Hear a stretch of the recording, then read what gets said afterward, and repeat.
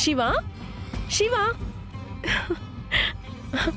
చూడు, అమ్మ వదిన అంతా కలిసి ఎంత బాగా మెహందీ పెట్టారో.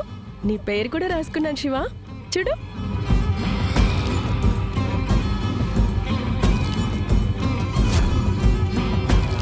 నచ్చిందా? నచ్చడం నచ్చకపోవడంతో పని ఉంది. నీకు బాగుంటే అంత బాగున్నట్టే కదా.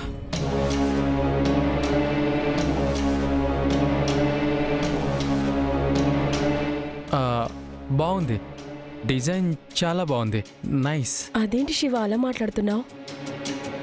ఇంతకు ముందేమో నచ్చడంతో పని ఉంది అన్నావు, ఇప్పుడేమో బాగుంది అంటున్నావు. అసలు నీ మనసులో ఏముంది శివ?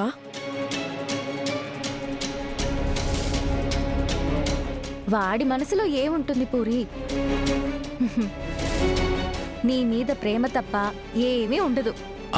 అవునవును, మా అక్క చెప్పిందంటే అది నిజమవుతుంది.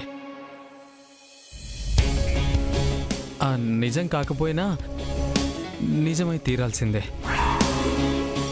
ఏం మాట్లాడుతున్నావు శివ? నా మీద నీకు ప్రేమ ఉండడం ఉండకపోవడం వదిన డిసైడ్ చేయడం ఏంటి? మనిద్దరం ఒకరినొకరం ప్రేమించుకున్నాం కదా. పూరి, మా తమ్ముడికి అయోమయం ఎక్కువ.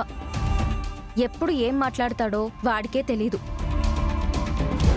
వాడేదో అన్నాడని దాన్ని పట్టుకుని నువ్వెందుకు లాగుతావు? వదిలే. అవును పూరి, వదిలే. మా అక్క చెప్పిందంటే ఏదైనా వదులుకోవాల్సిందే, అంతే కదక్క.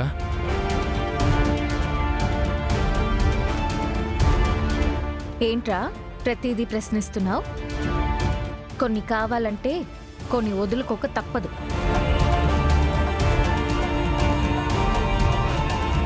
అసలు మీరిద్దరూ ఏం మాట్లాడుతున్నారో నాకేం అర్థం కావట్లేదు.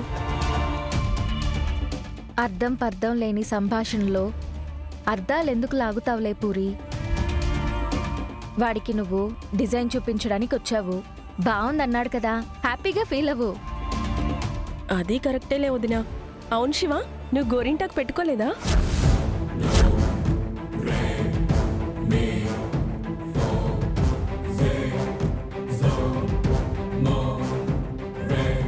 ఏంటి శివ, చేతులు వెనక దాచుకున్నా? నా పేరే రాసుకున్నావు కదా, చూపించు శివ. అవును, నీ పేరే రాసుకుని ఉంటాడు. చూపించరా?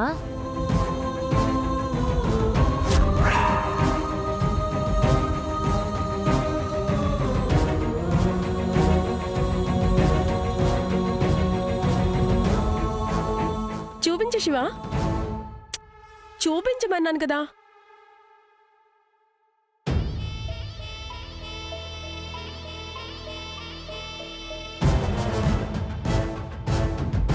అయ్యో, అదేంటి శివ అలా చెరిపేశావు? పూరి, నువ్వేం కంగారు పడకు. మరోసారి పెట్టుకుంటే పేరు అదే వస్తుంది.